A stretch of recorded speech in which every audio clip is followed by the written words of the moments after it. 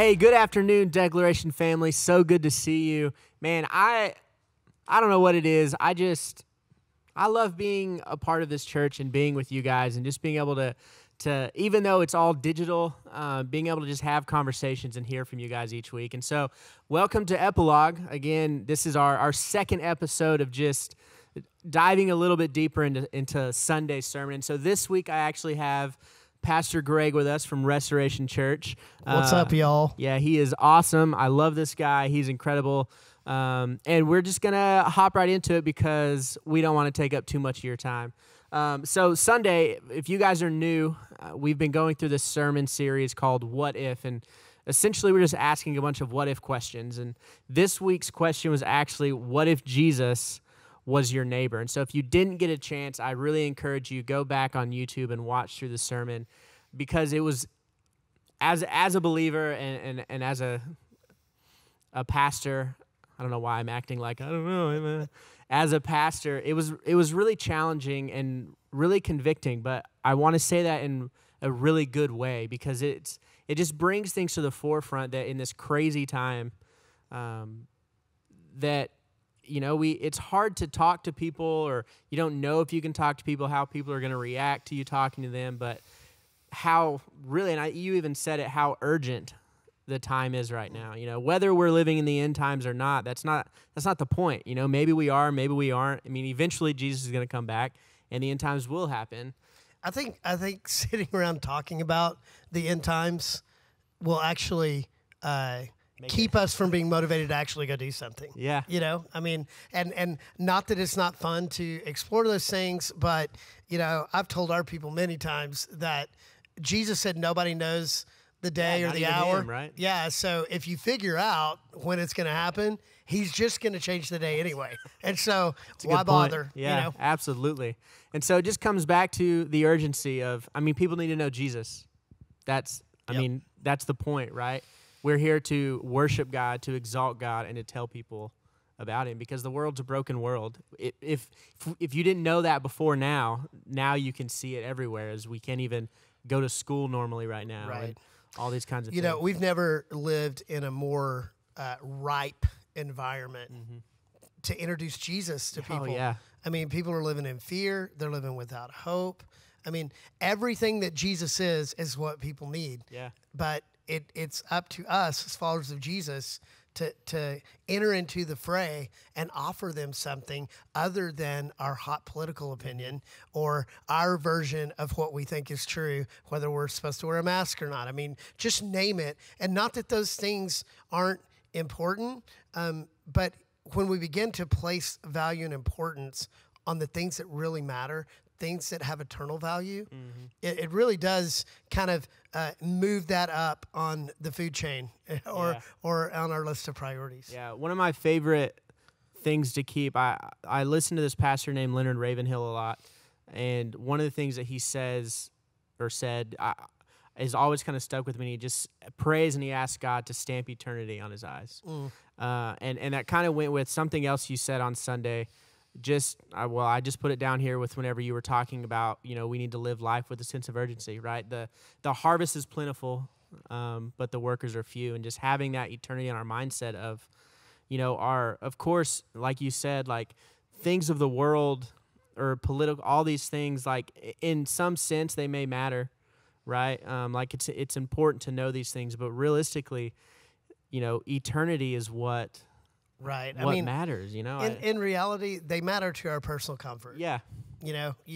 Before we started, you were talking about that really we can sum it all up in the word comfort, that we all want to feel comfort. And right before I came here today, I had to go to Verizon. And to stand in Verizon and have a conversation with a guy, I had to be wearing a mask. And it's just, it's literally suffocating. Yeah. I don't enjoy it. There's nothing about it I like. It's hot under there. I'm sure you wear glasses. So fogging me up. If y'all have some quick, life hacks that can help me with that, that'd be awesome. But I saw a guy with tape over it the other day. Yeah. Duct tape. It was medical tape, but. No, I'll do duct tape. Yeah, I think it'll be much more attractive. Yeah. So, when we think through, I was telling them last night, so Sundays are a very long day for me. So my day starts, I get up 4:30. I'm at the office by 5, and just kind of finishing touches on and praying through the message and whatever. And so a couple of services. We had a life group leader lunch after church, and so yeah, it's 3:30 before I get home.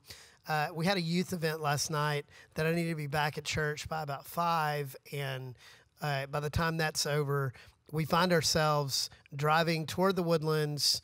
It's 9:30. We haven't eaten.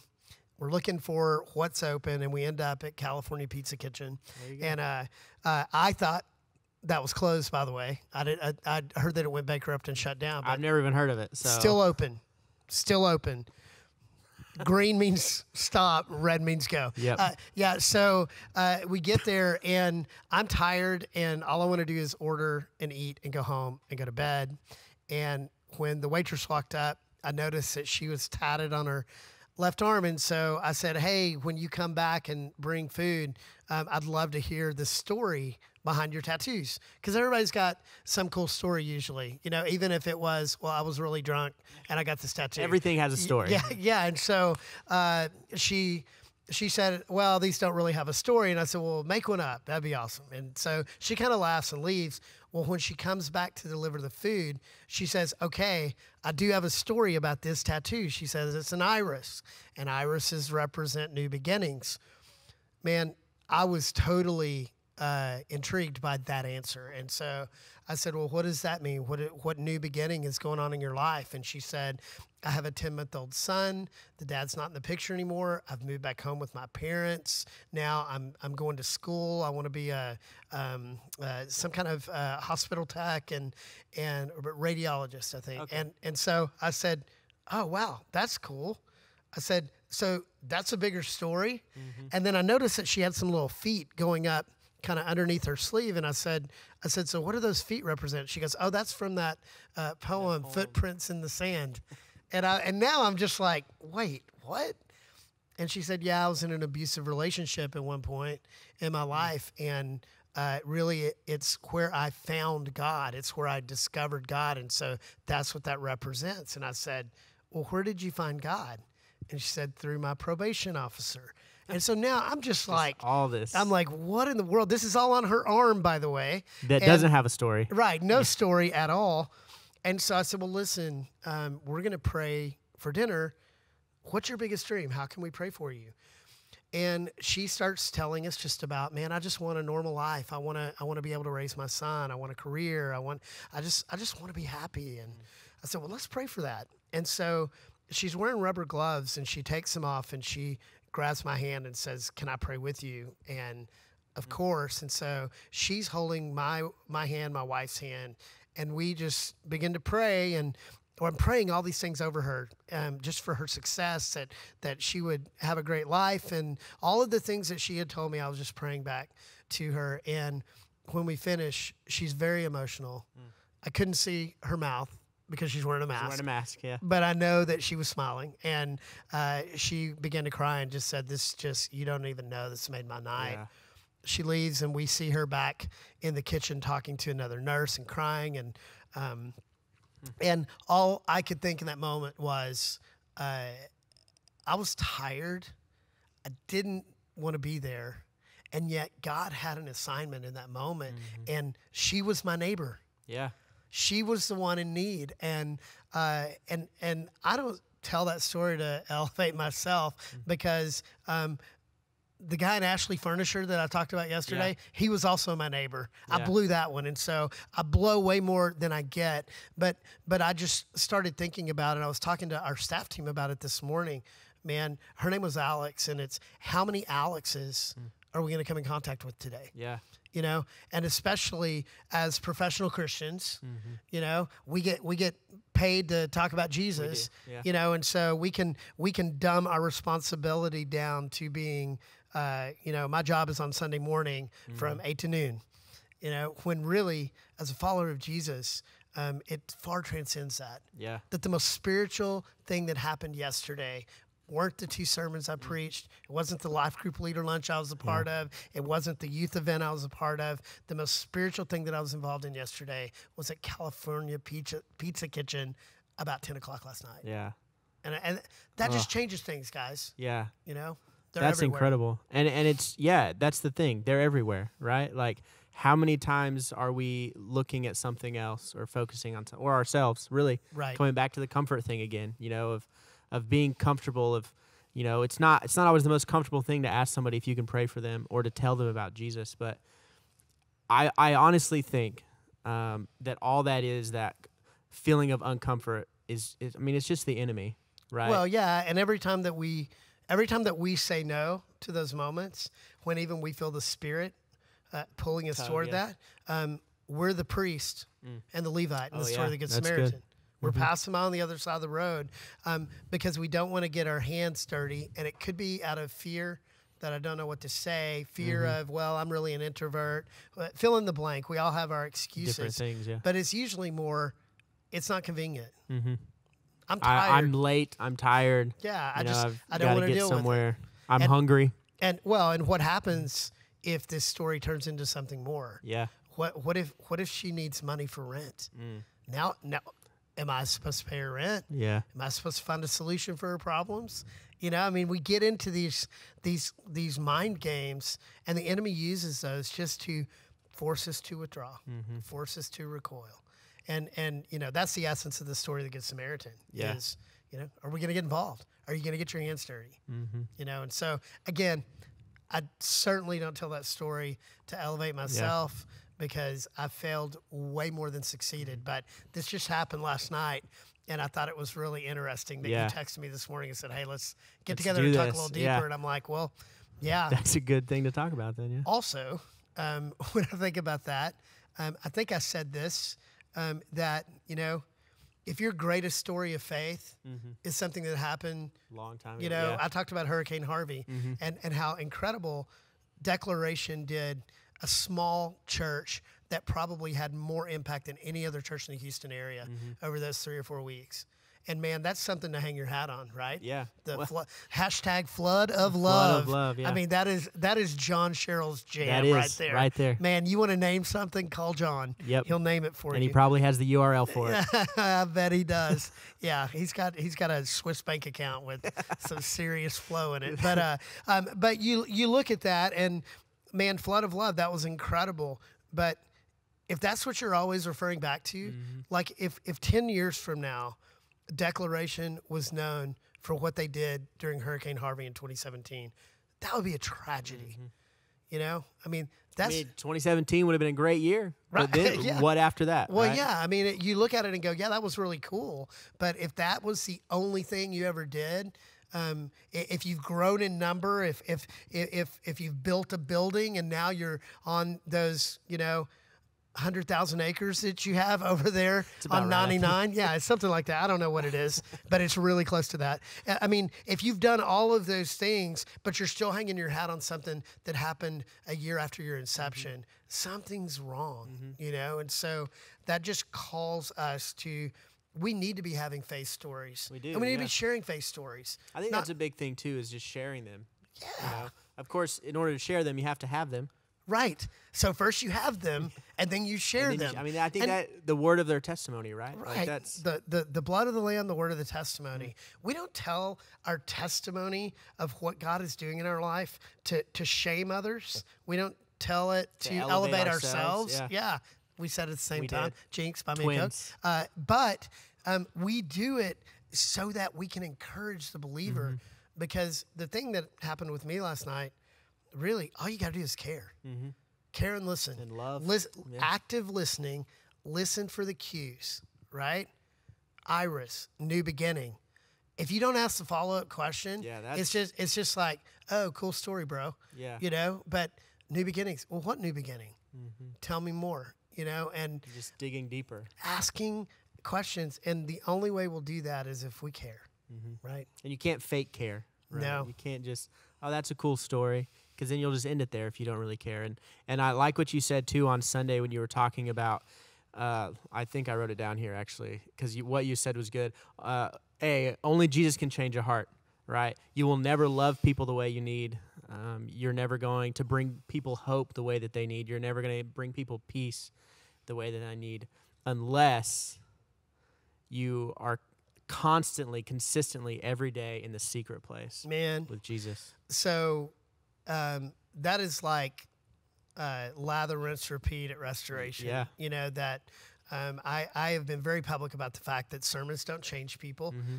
Most of you, if you're listening right now, maybe you heard it on Sunday, and this is your, oh yeah, he said that. Oh, I forgot about that. So we look at it, and in so many sermons, people forget 90% of what they heard before they walk out the door.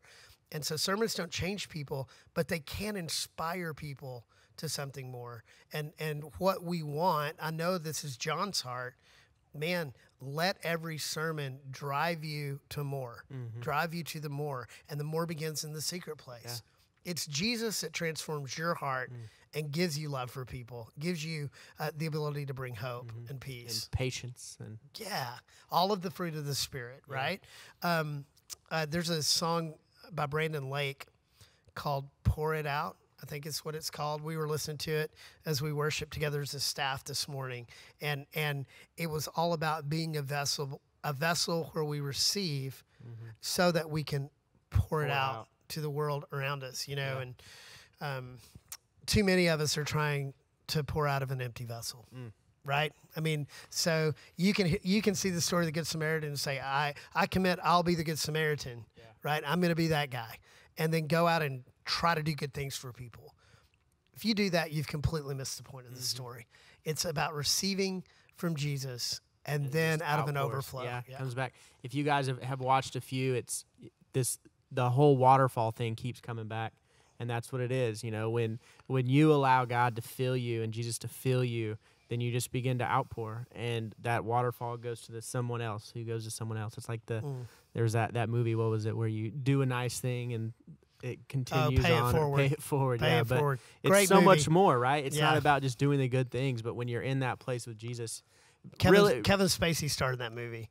Really? Yeah. Oh. And that little kid. He's gone to some very dark places, but it is a great movie. Yeah. It is, yeah. But it just comes down to really, and it's as hard as it is, I think it's so simple that everything just points back to Jesus. Oh yeah. Right? Like it's so simple, but it's also like so simple that it's so simple to get off track and to fall back into this. But isn't that what religion does? Religion makes things more difficult. And we make things way more difficult than Jesus ever intended it. Because really, the Christian life is not hard. It's very simple. It's not easy, but it's simple. It's you hear the voice of God and you do what he says. Yeah. That's it. You can sum it up that way. And so it's just been demystified for you. Hear the voice of God, do what he says. Yep. The question is, are you listening for and hearing the voice of God on a daily basis? You know, he's got something for you every single day. You just got to start your day there to say, hey, Jesus, today, what is it that you have for me? And then be willing to practice Psalm 46:10. Be still and know that I'm God. Sit, listen, open your journal, and just wait to hear what he might be saying to you. He'll bring names into your mind. He'll bring situations that you have not surrendered to him into your mind. And then the question is, you know, are you going to move in forgiveness? Are you going to move with a sense of urgency? Are you going to text that person that just popped into your head? Hey, just thinking about you this morning. What's going on? How can I pray for you? Yeah. I can't tell you how many times that someone's popped into my head that I've known it's a prompting from the Holy Spirit. I've called them or texted them, and they're like, wow, I needed this. I needed this in this moment. Will you pray for this? And so it's pretty simple, but it's not always easy because it will cost us time. Yeah. It will cost us energy. Sometimes it'll cost us resources. You just never know. Sometimes God's going to call you to make some big investment in someone or something financially that is very uncomfortable for you. And the question is, are you going to obey and do what he said? That is a good question. Yeah. And so, hey, guys, with that, I think really I don't know of a better place to end, of just really listening to God and moving on it and going where he says and spending that time in the secret place. And I love the secret place, which I've never, I mean, I'm sure I've heard it before, but I've never really like listened to it as the secret place. Well, Jesus in the Sermon on the Mount, you know, when he talked about when you pray, go into your closet, go into the secret place and pray with me. And so, you know, hashtag that one-on-one, that relationship trademark building. Jesus. Yeah, he's good at that too. Yeah, so. yeah, he is. All right, hey guys, thank you again for joining in. We love you. If you guys need anything, please reach out to us. Again, there's a lot of different emails you can email, but prayer@declaration.org is always a good place to start. So we love to hear from you guys. If you need anything, reach out, and we'll see you all soon. Oh, and that kid in Pay It Forward. Yeah, he was from the kid that saw dead people in The did, Sixth Sense. from The Sixth Sense. Yeah, You're go welcome. watch it. It's so It's a good movie. See you. See you guys.